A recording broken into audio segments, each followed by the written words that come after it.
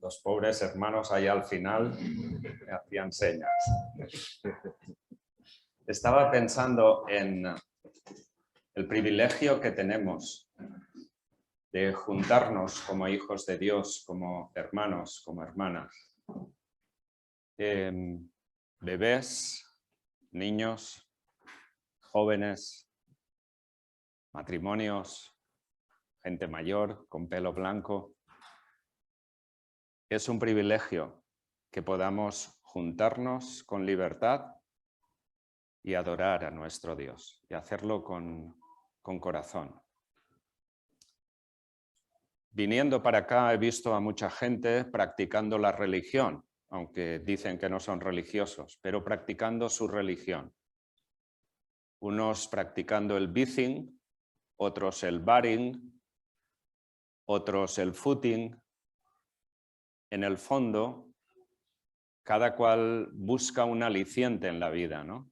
Porque en el fondo sienten el vacío existencial y buscan alguna oferta de las que ofrece el supermercado de la vida para encontrar sentido a su vida. Nosotros hemos encontrado a nuestro Creador, aquel que nos formó, aquel que nos creó y aquel que dio su vida por nosotros, porque nos amó profundamente, como veíamos ayer. Y tenemos el privilegio como comunidad de estar juntos. Qué bueno es poder ver a los bebés, tenerlos entre nosotros, a los niños, aunque hagan ruido, no pasa nada.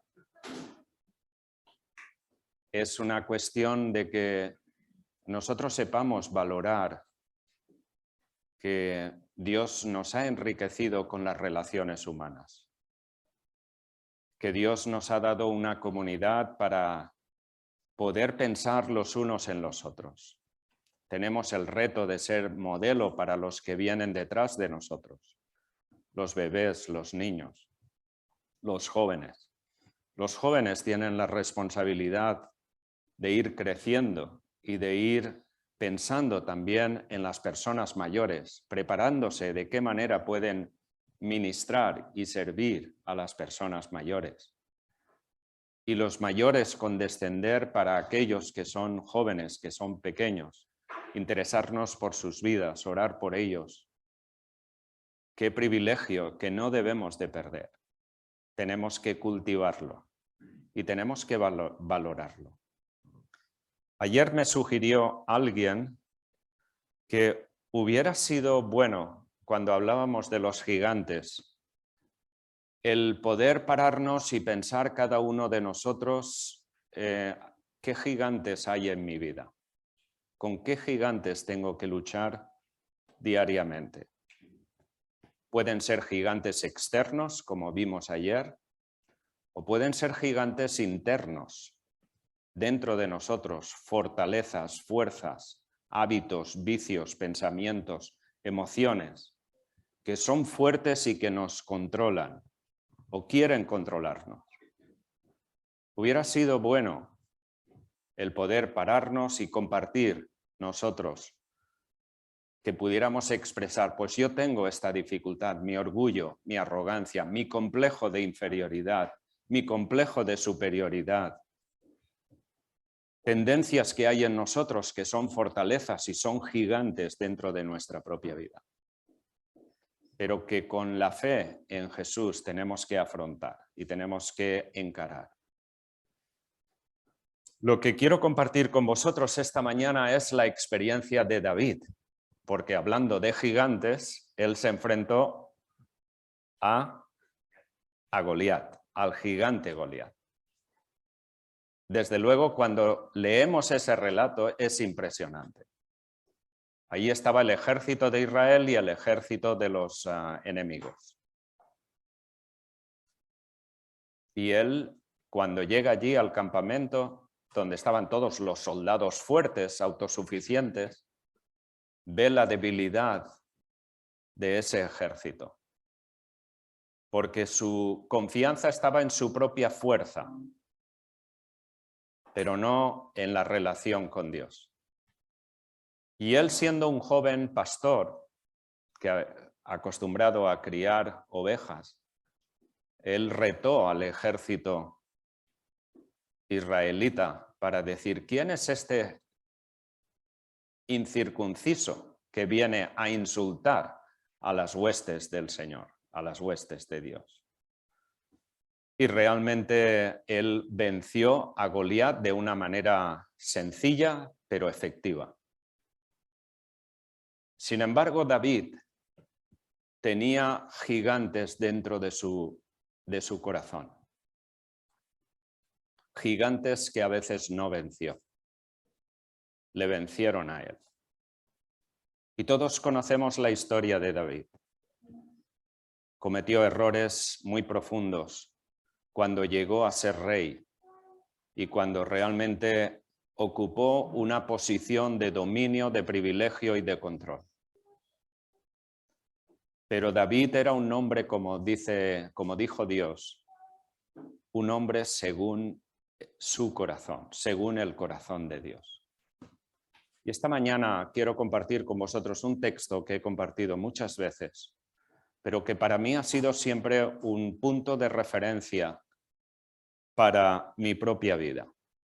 Y lo quiero compartir con vosotros como para que podamos mirarnos a nosotros mismos, dentro de nosotros mismos, y ver cuáles son nuestros gigantes o cómo vencer, qué debemos de hacer para poder identificar y para poder vencer a esos gigantes que hay dentro de nosotros.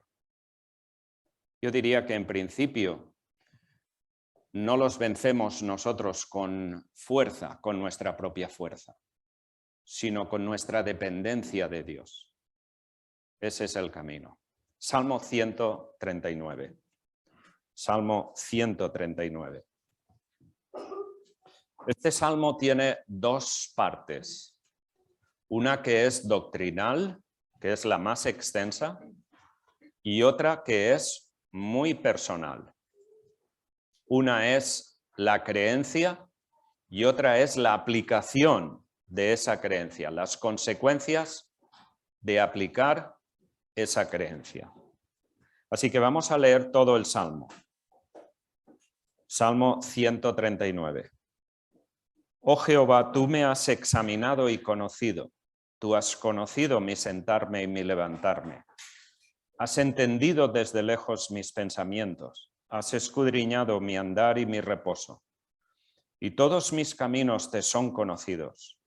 Pues aún no está la palabra en mi lengua, y he aquí, oh Jehová, tú la conoces toda.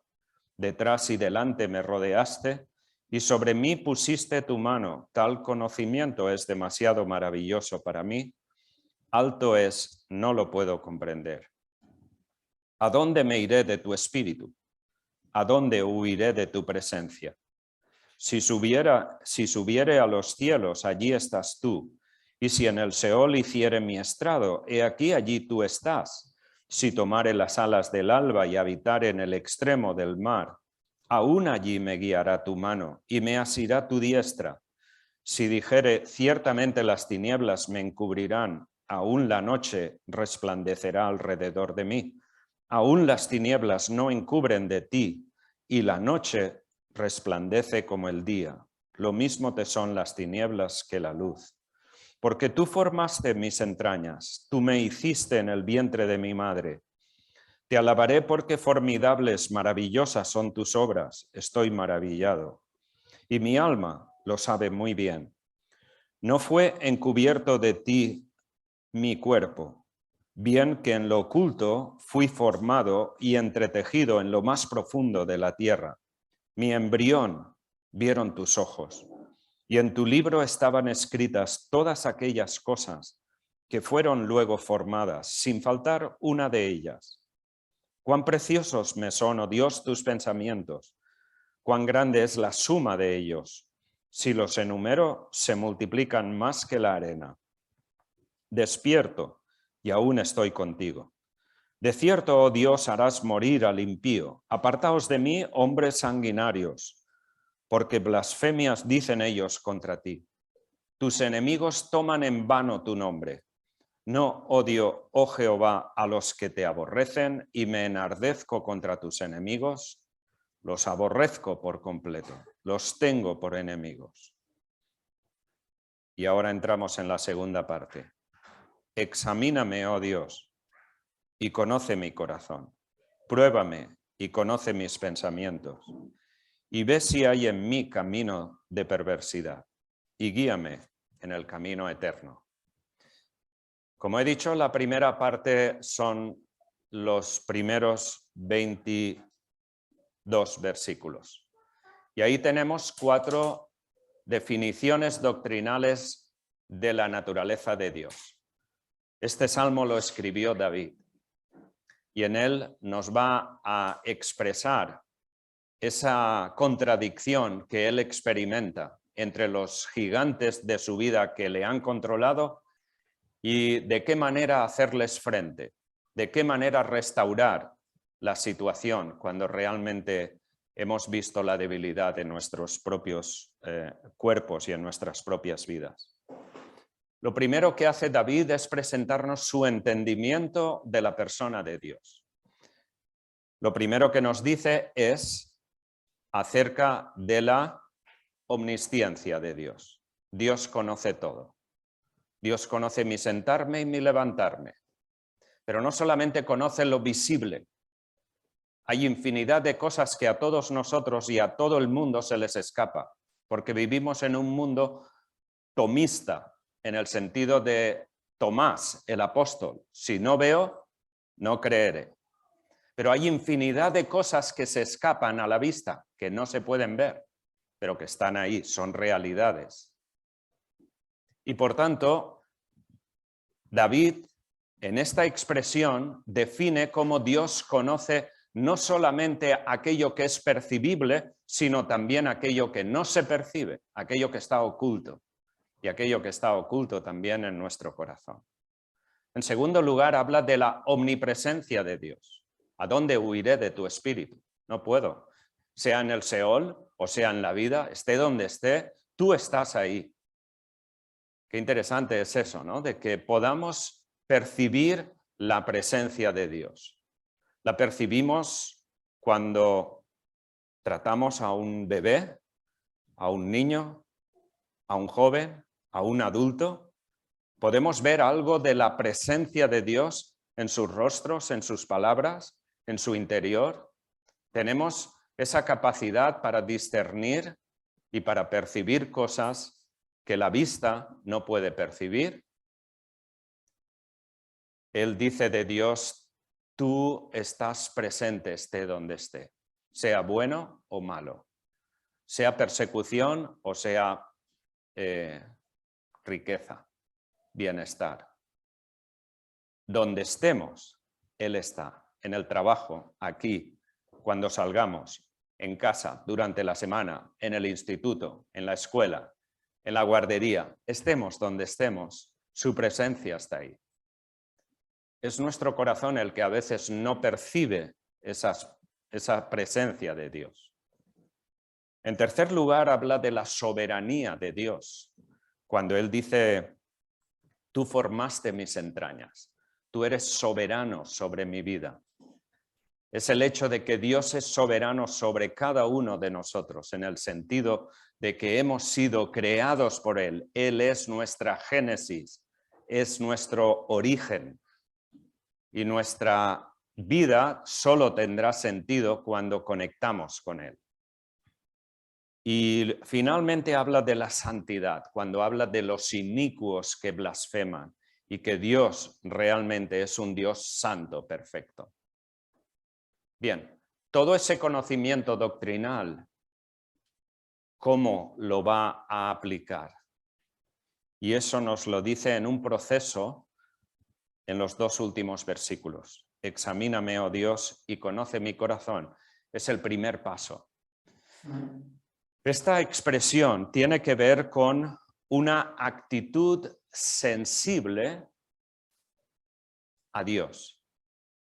Es una dependencia permanente de la persona de Dios. Es el estar consciente de Dios en cada decisión, en cada paso que vamos a dar. es tener una comunicación cercana con Dios constantemente, que nuestro pensamiento y nuestro corazón esté pendiente de Dios y que realmente eso sea un principio para poder identificar la presencia de Dios. Y por eso lo que vemos aquí es que David es una persona que depende de Dios. Fijaos que él acaba de citar a los inicuos, a los malos, a los que blasfeman. Y él podría compararse con ellos y decir, bueno, en comparación con esta gente que no te toman en cuenta, yo soy una buena persona. Pero no hace eso. Porque la solución no está en nosotros, no está en que seamos un poco mejor que los demás. El problema está en nuestra necesidad de Dios, en nuestra relación con Dios. Y es por eso que David aquí nos expresa ese sentido de querer ser examinado por Dios. Examíname tú. Y la palabra examinar aquí es un examen, es un escrutinio profundo. Es mucho más que lo que se hace hoy en día en medicina, como una resonancia magnética o un TAC. Es mucho más que eso, porque estos procesos médicos no pueden conocer la condición del alma, del espíritu, eso no lo registran. Lo han intentado varias veces, pero no lo encuentran. Pueden encontrar defectos físicos en el cuerpo, pero no pueden encontrar defectos físicos en el espíritu de la persona. El día que nosotros muramos, el espíritu abandona este cuerpo se pudrirá. Por tanto, si solo dependemos del cuerpo, no hay respuesta, no hay solución, todo acabará aquí. Pero lo que sobrevive, lo que vive, lo que realmente es la vida, es el espíritu. Y es ahí donde David abre su corazón a Dios y dice, Dios, examíname tú. No quiero examinarme a mí mismo. Porque en realidad cuando nosotros nos examinamos a nosotros mismos siempre vemos el problema en los gigantes externos. ¿Verdad? ¿Qué le pasó a Adán cuando Dios le dijo qué ha pasado? ¿Has pecado? ¿Has comido? Pues no, el culpable no soy yo, el culpable era la mujer y tú, porque me diste a esta mujer. Y a Eva igual. La culpable era la serpiente. Yo no lo sabía. Uno toma una proyección hacia los demás, mientras que la mujer toma una actitud de victimismo. Y así somos el ser humano. Si yo me examino a mí mismo, siempre tendré la tendencia a pensar que soy mejor que los demás. Mi línea de comparación será los otros. ¿Cómo son los otros? Bueno, en comparación con ellos somos mejores que los que están por ahí fuera, porque a fin de cuentas creemos en Dios. Sí, pero eso no es todo. Necesitamos que Dios examine nuestro corazón y nos diga lo que hay en nuestro corazón, los gigantes que hay dentro, porque a esos sí que no los puedo ver. A los que veo son los de afuera, pero a los de dentro no. Examíname, oh Dios, y conoce mi corazón. Ese conocimiento del cual él habla es un conocimiento profundo, es un conocimiento certero, equilibrado. Cuando Dios se examina y cuando nosotros abrimos nuestro corazón para que Dios nos examine, su veredicto siempre es acertado. No hay que buscar una segunda opinión, como cuando vamos con los médicos. Él es el que conoce la profundidad del corazón. Pero David sabía muy bien lo que realmente hay en el corazón. Dice Proverbios 3:5. No te apoyes en tu propia prudencia. No te apoyes en tu propia prudencia. Porque nuestra propia prudencia puede ser una prudencia interesada para defendernos a nosotros mismos. Fíate de Jehová. Confía en él y ten la libertad de abrir tu corazón. También, dice Proverbios 4:23, sobre todas las cosas de la tierra, cuida tu corazón, porque de él mana la vida. Es lo más importante. Y como dije ayer, Jeremías 17:9 nos dice que engañoso es el corazón más que todas las cosas. Si yo quiero examinar mi corazón, si yo lo hago, yo sé que mi veredicto será un veredicto viciado, interesado. Si yo entiendo eso, lo único que me queda es decir, Señor, honestamente, ponerme delante de Él y decir, Señor, honestamente, quiero que tú examines mi corazón y veas lo que hay ahí. Qué importante es esa actitud de sensibilidad a Dios, de necesitar a Dios. No el domingo solamente cuando venimos aquí, sino en el diario vivir. Y poder escuchar la voz de Dios para que Él nos muestre realmente qué hay en nuestro corazón que nos está afectando negativamente. Pueden ser complejos de inferioridad, pueden ser complejos de superioridad, puede ser algo que nos influencia del mundo de afuera, pueden ser sentimientos de resentimiento o de amargura o de soledad. Y realmente son situaciones que han crecido con nosotros en el transcurso de nuestro desarrollo como persona.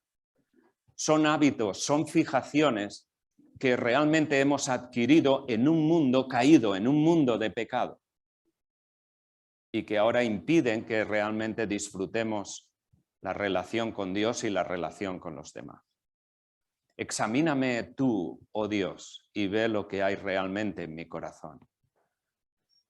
Allí eso requiere que rindamos nuestras defensas naturales y abramos nuestro corazón, hombres, mujeres, no importa, abramos nuestro corazón delante de Dios para que Dios sea quien examine lo que hay en nosotros.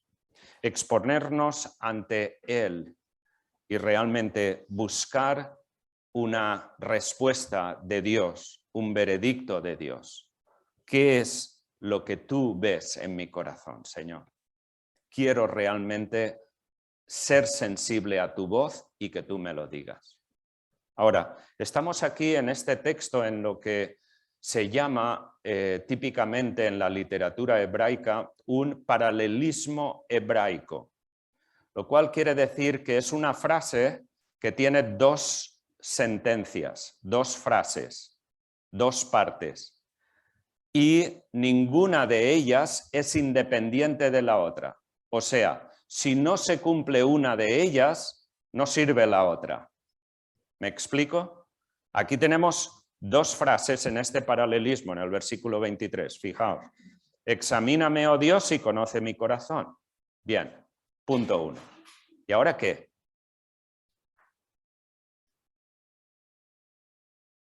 La segunda frase dice, pruébame y conoce mis pensamientos.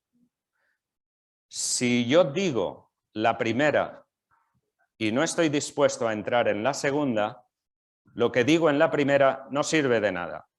Es solamente palabras. ¿Me explico? ¿Lo entendéis eso? Lo cual significa, para mí me es muy fácil hablar con Dios y decir, Señor, examíname. Sé tú el que vea mi corazón. Pero la segunda no me gusta. Pruébame, ¿a ti te gustan las pruebas? A nadie nos gusta ser probados. El apóstol Santiago dice en su carta al principio, dice, hermanos míos, tened por sumo gozo cuando os halléis en diversas pruebas, porque la prueba de fe produce en vosotros paciencia, carácter probado. Pero estamos aquí ante una situación que nosotros vivimos casi diariamente en el sistema sanitario. Si tú vas al médico y le dices, doctor, tengo un dolor aquí o en la espalda o en la cabeza constantemente. El doctor sí es un buen doctor, porque hay doctores que lo primero que hacen, bueno, tómate este medicamento a ver si te funciona y si no, pues de aquí una semana o dos vuelves. No, un verdadero doctor tiene que decir, bueno, vamos a identificar el origen de ese dolor. Por tanto, vamos a hacer unas pruebas. Y esas pruebas tienen que revelar el origen, o tiene que buscar el doctor el origen de ese dolor. La cuestión es, si yo voy a Dios y le digo, Señor, examina mi corazón y ve lo que hay ahí, pues Dios va a decir, pues vamos a tener que hacer unas pruebas para que tú lo veas, para que tú lo experimentes. No, eso no. No. Con tu varita mágica que tú tienes, me tocas a mí, y si a mí me falta paciencia con mi esposa, me tocas a mí y me cambias inmediatamente. Y a mi esposa también, para que no me crea una vida de estrés. Eso es lo que a veces pensamos. Pero Dios dirá, no. Si tú necesitas ganar paciencia, necesitas aprender paciencia, yo voy a permitir que tu esposa o tu esposo te provoque el ejercitar la paciencia. Pero la forma de aprenderlo será en que tú lo ejercites. Y es así que lo que yo puedo esperar es que mi mujer va a ser más intolerante conmigo durante ese tiempo porque va a provocar en mí o me va a poner en el entorno adecuado para que yo practique la paciencia. Eso es muy importante porque Dios nos ha dado recursos para que nosotros administremos nuestro autocontrol también. Que nosotros administremos nuestra forma de relacionarnos y que seamos capaces de practicarlo, porque si no lo practicamos no desarrollamos la musculatura espiritual. Eso es lo que ocurre en el deporte, ¿no? Rafa Nadal no podría ganar el trofeo que ha ganado si no ejercita su musculatura. Los deportistas necesitan practicarla una y otra vez cada semana para tener la musculatura a tono para poder rendir con el objetivo que se marca. ¿Cómo no los cristianos vamos a practicar el amor, la paciencia, todo el fruto del Espíritu Santo? Ese fruto está en nosotros potencialmente porque el Espíritu Santo mora en nosotros. Y lo que Él quiere es crear en nosotros el fruto del Espíritu Santo. Pero la única forma de que se desarrolle es que nosotros estemos dispuestos a practicarlo. Porque si no, lo único que hacemos es esperar que Dios nos toque con una varita mágica, haga un milagro y que de repente nosotros tengamos amor, gozo, paz, paciencia, bondad, benignidad, templanza, mansedumbre y que seremos perfectos. Así no es como ocurre la santificación. Primeramente, el primer paso es que abramos nuestro corazón a Dios, que estemos dispuestos a que Él examine. Pero luego, el segundo paso, que no es tan agradable, pero que es necesario, es cuando Dios dirá, bien, vamos a hacer unas pruebas. Por eso David reconoce ese principio de ser probado. Pruébame y ve si hay en mí, como dice ahí, pensamientos erróneos. Los pensamientos afectan las emociones y las emociones afectan el pensamiento. Pero como dijo Pablo allí en Romanos, cuando él habló de la transformación, no os adaptéis a las formas de este mundo, sino transformaos por medio de la renovación de vuestra mente. Cuando la mente, el entendimiento es transformado por el ejercicio, es entonces cuando realmente podemos controlar nuestras emociones. Las emociones no piensan, solo perciben sensaciones y las experimentamos. Y a veces, si las emociones son las que controlan nuestra vida, bloquean la capacidad de pensar. Es por eso que realmente hay una serie de trastornos personales que a veces están dominados por los estados emocionales que vive la persona. Pero cuando la persona tiene una mente lúcida, una mente que es capaz de pensar, de serenarse frente a una situación de turbulencia interna y poder ejercer control sobre esas emociones, es cuando realmente empezamos a dominar y a crecer. Aprendemos sobre las dificultades de la vida y empezamos a crecer como individuos, como personas.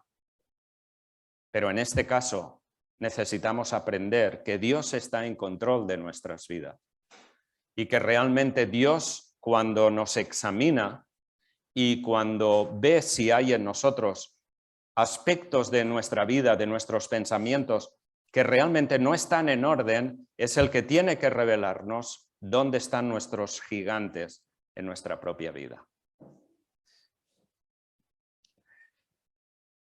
Lo más sorprendente es que cuando hablamos de este aspecto de transformación, de perfeccionamiento, de aprendizaje, de ejercer control, me sorprende un texto que tenemos en el libro de Hebreos, en el capítulo 5.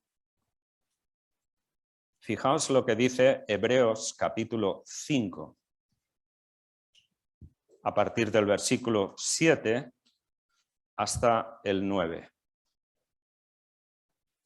Y Cristo, en los días de su carne, ofreciendo ruegos y súplicas con gran clamor y lágrimas, al que le podía librar de la muerte, fue oído a causa de su temor reverente. Y aunque era hijo, por lo que padeció, aprendió obediencia. Y habiendo sido perfeccionado, vino a ser autor de eterna salvación para todos los que le obedecen. Sorprendente esto. La pregunta: ¿de qué fue perfeccionado Jesús? ¿No era perfecto? Y además, aprendió obediencia. ¿No era obediente? ¿Tenía que aprenderlo? Aprendió obediencia y fue perfeccionado. ¿No era perfecto? Sería interesante escuchar vuestras opiniones.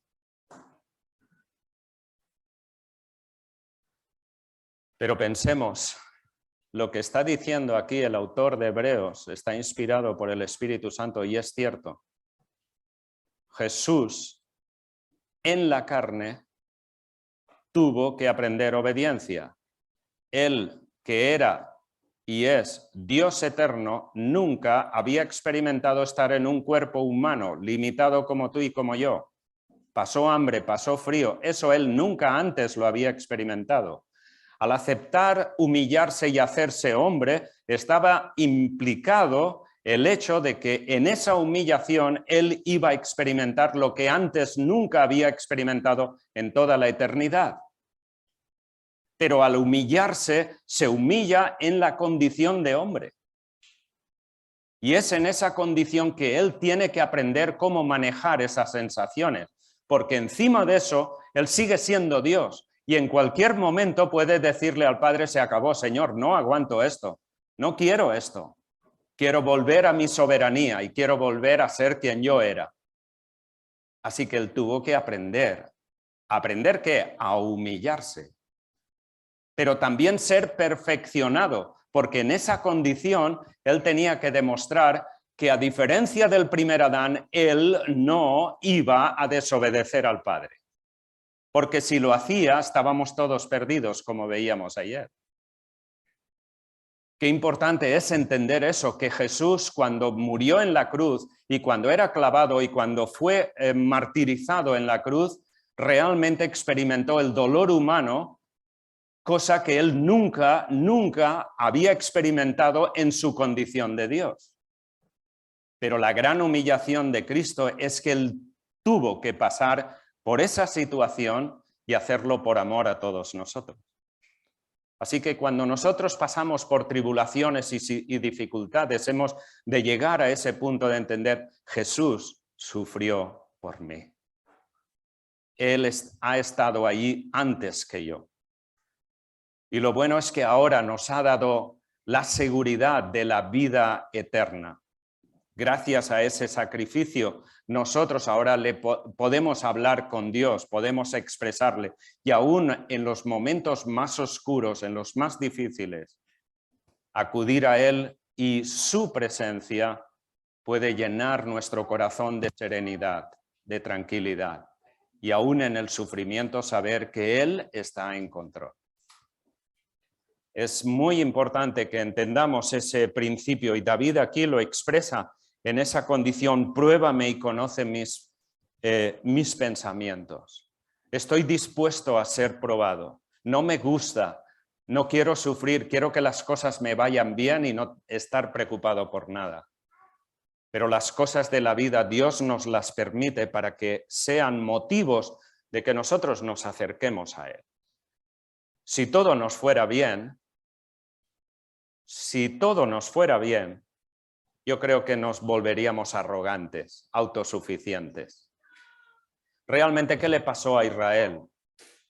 Israel fracasó cuando entraron y alcanzaron la tierra, y entonces al final se sintieron autosuficientes y empezaron a mezclarse con los cananitas, y eso fue la debacle de Israel. Poco tiempo después de morir Josué y Caleb, dice, llegó el tiempo de los jueces, y dice que en aquel tiempo cada uno hacía lo que bien le parecía.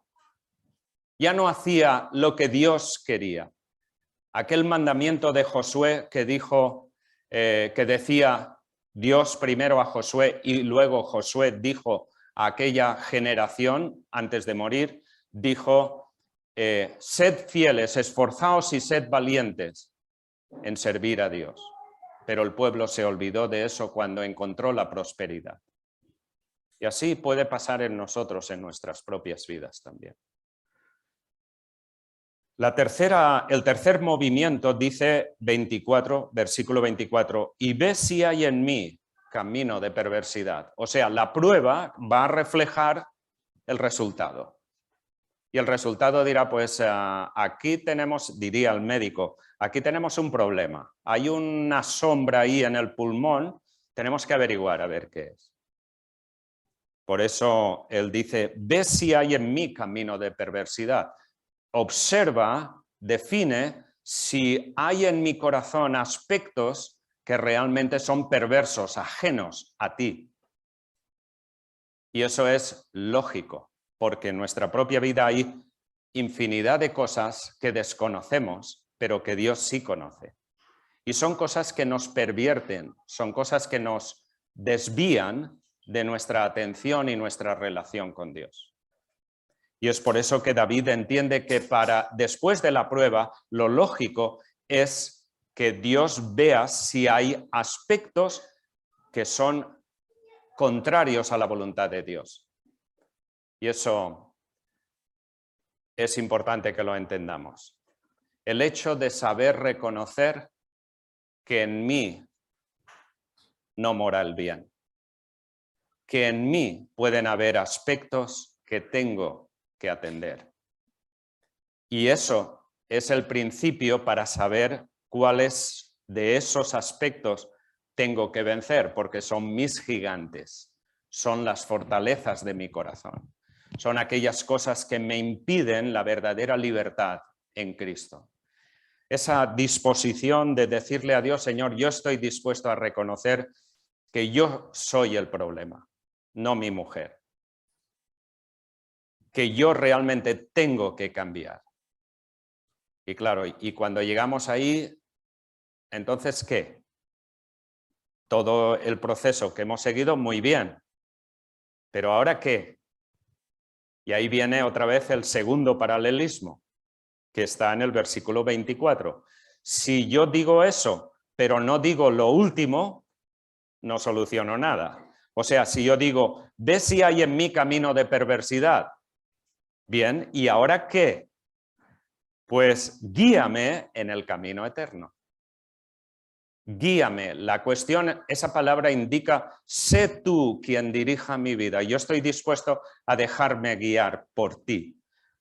Tú guíame y muéstrame si hay en mí caminos o pensamientos perversos, y ahora, si los hay, guíame en qué, en el camino eterno. Camino que tiene valores eternos, aquellos valores que me transportan a la eternidad. No valores terrenales, no cosas de este mundo, sino realmente aquello en lo cual vale la pena invertir, no en aquellas cosas que pasarán y que las dejaremos aquí. Hemos cantado esta mañana algunas canciones que hablaban de que nuestros días son efímeros, que pasarán, que acabarán y que todo acabará. Y realmente es así. Los jóvenes que estáis aquí seguramente que no lo entendéis esto muy bien, porque cuando uno es joven, lo único que ve por delante es vida y mucho futuro. Pero realmente aquellos que éramos jóvenes hace como 2 o 3 años y ahora ya tenemos casi 70 años, pues decimos, ¿qué ha pasado con el tiempo? ¿Qué ha pasado? O sea, realmente llegas a pasar el tiempo y al final no entiendes qué ha pasado. O sea, es como que ha habido un lapsus ahí que de repente te encuentras con 70, 80, 90 años, sean los que sean. Pero realmente son cosas efímeras. Y por eso dice David, guíame en el camino eterno. Sé tú quien tome las riendas de mi vida, para que yo pueda romper y matar a esos gigantes que hay en mi corazón. Eunice y yo nos conocimos en el IPSTE, el milenio pasado y el siglo pasado. Y ella era mi profesora de música. Yo estaba estudiando teología, ella enseñaba música. Cuando me dio algunas clases de piano, que luego no seguí porque supe que no tenía futuro en ello, por eso es que pensé, bueno, me quedo con la profesora de música mejor.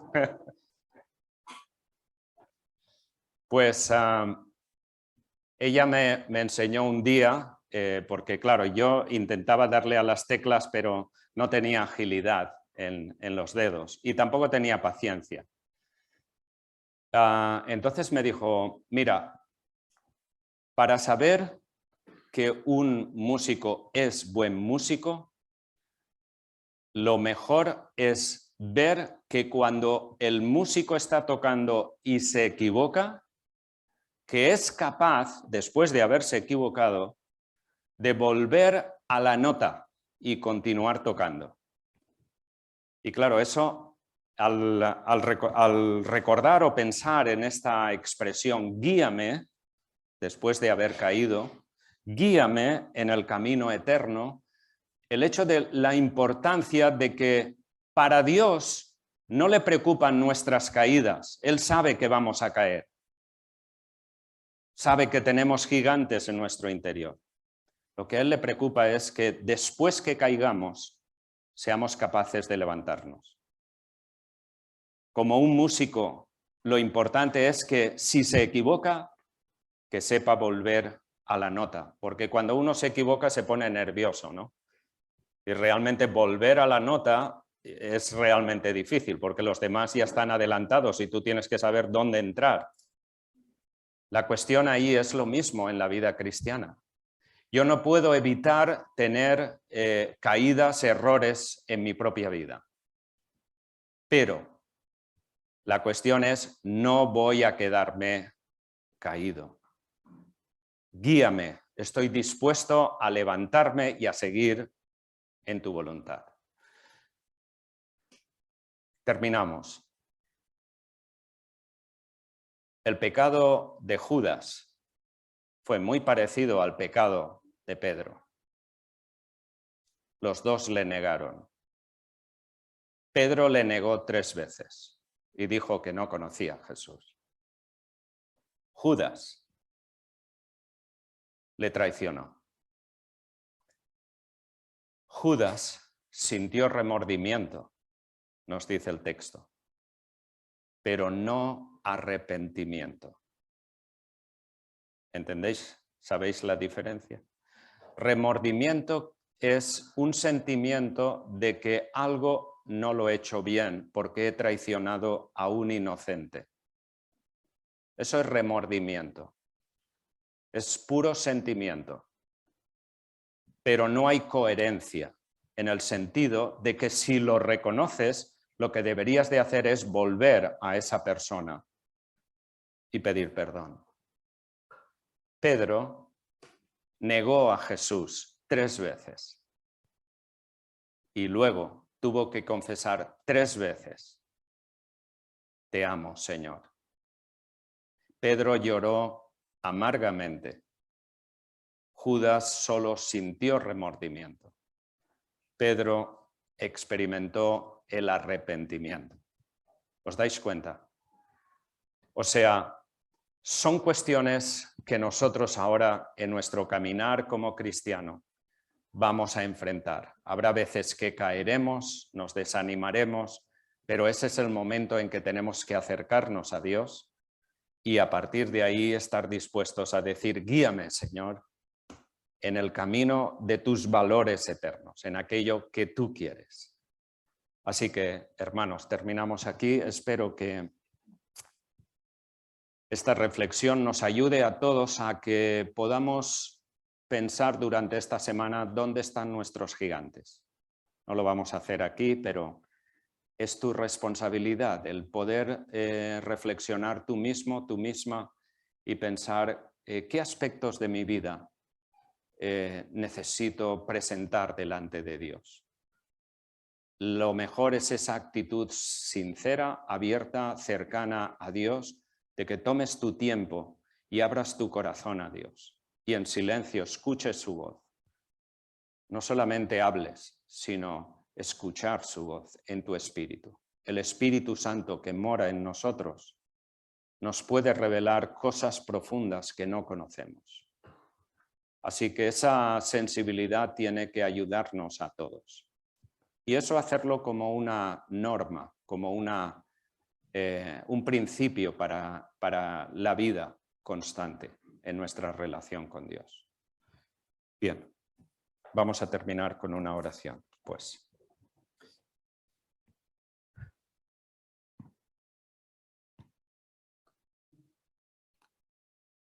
Señor, gracias por este tiempo juntos aquí. Gracias por tu presencia y por tu misericordia con cada uno de nosotros. Gracias porque tú nos has dado vida eterna.